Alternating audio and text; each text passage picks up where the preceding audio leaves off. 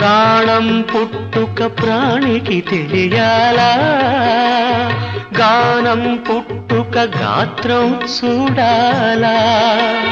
వెదురును మురళిగా మలచి, ఈ వెదురును మురళిగా మలచి, నాలో జీవన నాదం పలికిన నీవే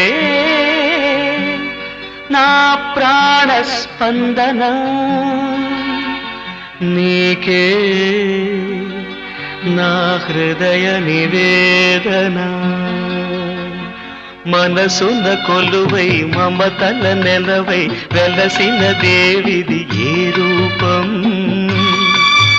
నా కన్నులు చూడని రూపం, గుడిలో దేవత ప్రతిరూపం నీ రూపం.